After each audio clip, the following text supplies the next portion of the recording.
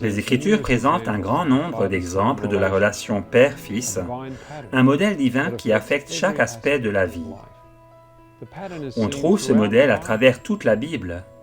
Il n'y a qu'un seul Dieu, le Père, de qui viennent toutes choses, et un seul Seigneur, par qui sont toutes choses. Le modèle Père-Fils commence avec le Père, qui est la source de toutes choses. Un seul Dieu est Père de tous, qui est au-dessus de tous, et parmi tous, et en tous. Il est le Père, le seul vrai Dieu. Béni soit Dieu, le Père de notre Seigneur Jésus-Christ. Dieu, le Père, et le Seigneur Jésus-Christ, le Fils du Père. Le Père seul possède l'immortalité. Le modèle continue par le Fils, qui est le canal de tout ce que le Père lui a donné. Le Père a la vie en lui-même. Ainsi, il a donné au Fils d'avoir la vie en lui-même. La même vie immortelle, éternelle, sans fin. Dieu nous a donné la vie éternelle, et cette vie est dans son Fils. Le Père ressuscite les morts et donne la vie. Il est la source originelle de toute vie. Et parce qu'il a donné sa vie originelle à son Fils, Jésus peut ressusciter les morts et donner la vie à qui il veut. C'est la voix du Fils de Dieu qui ressuscitera les morts pour la vie éternelle. Le Père donne non seulement la vie immortelle à son Fils, mais également toutes choses. Jésus dit, « Toutes choses m'ont été données par mon Père. » Le Père aime le Fils et il a remis toutes choses entre ses mains. Dieu lui a donné le nom qui est au-dessus de tout nom. Jésus dit, « Tout pouvoir, autorité m'a été donné dans le ciel et sur la terre. » Dieu, le Père, a tout mis sous ses pieds. En tant que Fils du Père, il est établi héritier de toutes choses. Il est le canal par lequel et à travers lequel toute chose s'écoule du Père vers sa création. Le de qui donne au par qui à son tour donne la vie à ses enfants. Tel est le modèle de la vie dès le commencement. Dieu dit, « Faisons l'homme à notre image, selon notre ressemblance. » Dieu, qui a créé toutes choses par Jésus-Christ, dit à son Fils, « Faisons l'homme », l'humanité, Adam en hébreu. Puis le Fils créa l'homme selon leur image. Au jour où Dieu créa l'homme, il le fit à la ressemblance de Dieu. Il les créa mâle et femelle. Dieu a fait l'homme à son image. Les hommes ont été faits à l'image de Dieu. Au commencement, le Créateur les fit mâle et femelle. Adam a été formé le premier, et au départ, Adam était seul. Puis, de même que Dieu appela par leur nom toutes choses dans les cieux, il donna à Adam la tâche de nommer toutes choses sur la terre.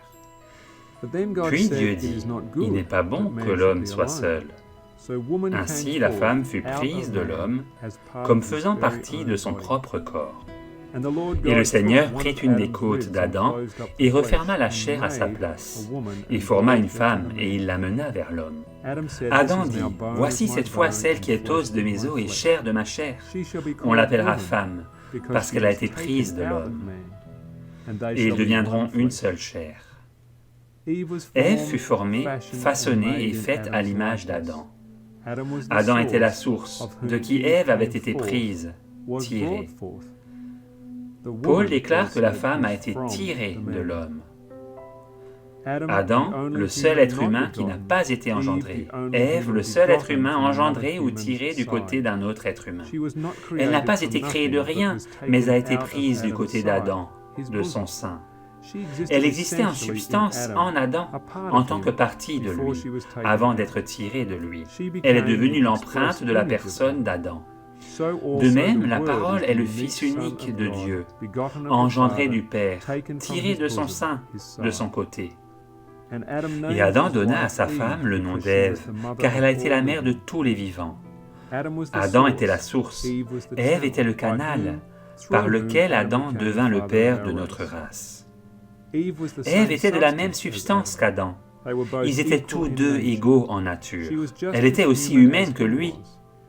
Mais Ève avait été engendrée d'une manière différente de toutes les autres naissances humaines. De même, le Fils de Dieu a été engendré de son Père.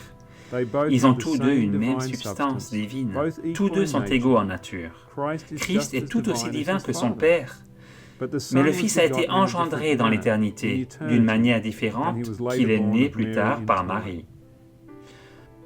En naissance, Adam et Ève avaient le même âge. Ils sont tous deux apparus le 6e jour. En naissance, le Père et le Fils ont le même âge. Tous deux trouvent leur origine dans l'éternité. De même qu'Adam engendra Ève, le Père engendra Christ, et Christ nous engendre, nous donnant son esprit, comme Adam donna sa côte. Nous faisons partie de Christ, nous participons à sa nature divine, nous sommes nés de nouveau, Christ en nous, nous possédons son caractère. Comme Adam et Ève étaient une seule chair, de même, le Père et le Fils sont un esprit. Le modèle divin est également visible dans le mystère de Dieu le Père et de Christ, en qui sont enfermés tous les trésors de la sagesse et de la science. C'est le modèle du visible et de l'invisible. Le Fils est l'image visible du Dieu invisible. Dieu, le seul souverain, est le Père que nul homme n'a vu, ni ne peut voir. Philippe dit, « Montre-nous le Père ». Jésus dit, « Celui qui m'a vu a vu le Père ». Personne n'a jamais vu le Père, qui habite une lumière inaccessible. Nul ne vient au Père que par le Fils. Dieu est le Père des Lumières, mais le Fils est la lumière du monde. Il est le reflet, l'éclat, la radiance de la gloire du Père, l'empreinte de la personne du Père. Le terme grec est caractère, impression, représentation exacte. Genèse 15 décrit une fournaise fumante, lumière enveloppée, et une flamme de feu, lumière révélée ou manifestée, apparaissant pour confirmer à nouveau l'alliance à Abraham. Il s'agit de la lumière de la connaissance de la gloire de Dieu sur la face de Jésus-Christ. Il est l'image de Dieu. Le sanctuaire mosaïque et son sacerdoce étaient l'image visible du sanctuaire céleste invisible. Et notre grand prêtre, on retrouve ce principe aussi bien dans la parole écrite que la parole vivante. Par exemple, l'expansion, l'amplification et l'agrandissement de la parole du Père lorsqu'elle était exprimée par le Fils. Le Père donne sa parole au Fils et le Fils l'amplifie. La signature de l'amplification de la parole du Père par le Fils se trouve dans le style répétitif qu'il utilise. En vérité, je te le dis. Répéter les paroles et les noms est un trait de caractère distinctif du Fils. Abraham, Abraham, Jacob, Jacob, Samuel, Samuel, Marthe, Marthe, Simon, Simon, Saul, Saul, Jérusalem, Jérusalem. Le Fils est la parole de Dieu. Les cieux ont été faits par la parole de l'Éternel. Je leur susciterai du milieu de leurs frères un prophète comme toi. Je mettrai mes paroles dans sa bouche. Dieu, dans ces derniers temps, nous a parlé par le Fils. Il parle pour son Père. L'Évangile de Jean présente tout spécialement les paroles du Père. Celui que Dieu a envoyé dit les paroles de Dieu. Les paroles que je vous dis, ce n'est pas de moi-même que je les prononce, mais le Père qui demeure en moi. Je leur ai donné les paroles que toi, Père, tu m'as données. Le Père qui m'a envoyé m'a commandé lui-même ce que je dois dire et comment je dois parler. Mais ce sont les paroles d'introduction de Jean qui sont les plus connues. Au commencement était la parole, et la parole était avec Dieu, et la parole était Dieu. C'est cette dernière phrase qui captive notre attention et notre curiosité. Si la parole était Dieu, comment la parole pouvait-elle être avec Dieu? La lecture littérale se lit « Kai Theos en ho logos » et Dieu était la parole. La phrase précédente, « proston thion », est littéralement « avec le Dieu ». Jean parle ainsi dans son premier épître. Ceux qui étaient dès le commencement, la parole de vie. Cette vie éternelle qui était auprès du Père, pros, ton, patera. La différence est dans l'article défini « le », faisant une distinction entre l'identité et la qualité. La parole, le Fils de Dieu, était avec le Père, identifiant le Père comme le Dieu, le vrai Dieu, de qui viennent toutes choses. Remarquez ceci, Jean n'a pas dit « le Dieu était la parole ». Nous pouvons avoir une perspective de la différence si nous utilisons la même structure grammaticale, mais avec des sujets différents. Au commencement était la femme, et la femme était avec l'humain. Cette phrase est juste, et nous comprenons que l'humain ici est Adam. Et humaine était la femme. C'est également logique et vrai. Adam est son nom, mais Adam et Ève sont tous les deux humains. Nous comprenons facilement que cela veut dire que la femme, Ève, était humaine par nature, mais elle n'était pas l'homme en identité. Ève n'était pas Adam. Ils étaient deux personnes distinctes, deux identités individuelles. La même nature divine est possédée par le Père et le Fils. Et nous avons à présent la connaissance du mystère de Dieu, du Père et de Christ. Revenons à la lecture du texte grec, avec cette nouvelle perspective à l'esprit. Au commencement était la parole, et la parole était avec la divinité, et la parole était divine. La parole, le Fils, était avec la divinité suprême, le Père, et la parole était divine par nature. Mais le Fils n'était pas la divinité.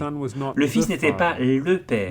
Pourtant, le Fils avait la nature divine du Père par hérédité. La parole a la même qualité de Dieu, la même nature divine, le même Théos, la même divinité que son Père.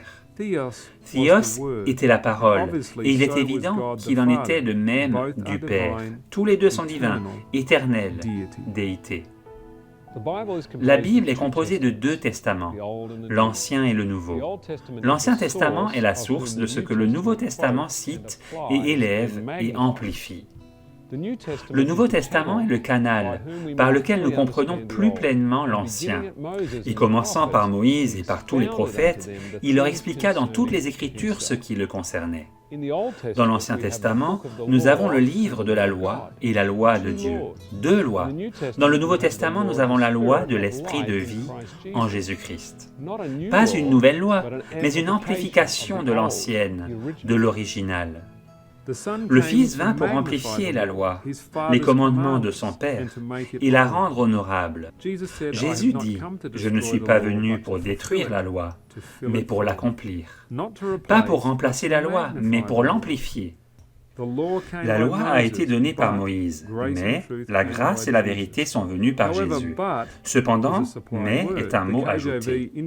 La King James indique cela en le mettant en italique. La loi a été donnée par Moïse qu'il a reçue du Seigneur, promulguée par la main d'un médiateur.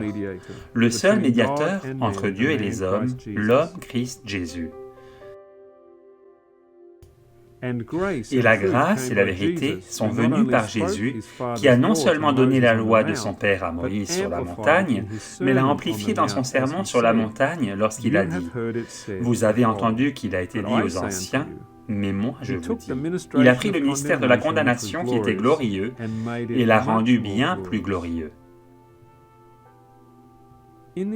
Les 10 commandements sont cachés à l'intérieur de l'arche de l'Alliance, invisible aux yeux des hommes.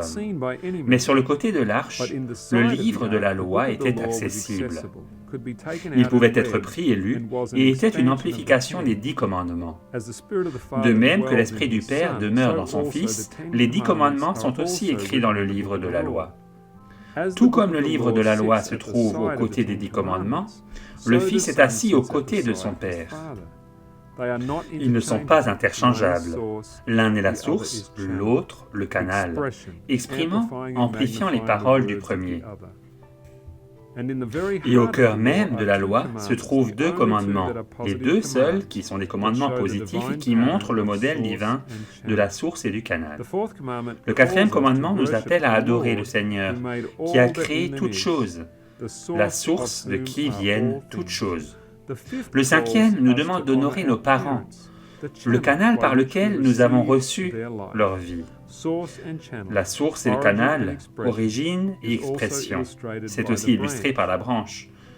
Dieu a dit, « Je ferai venir mon serviteur, la branche. » Il est la branche de l'Éternel, une branche juste, une branche de justice.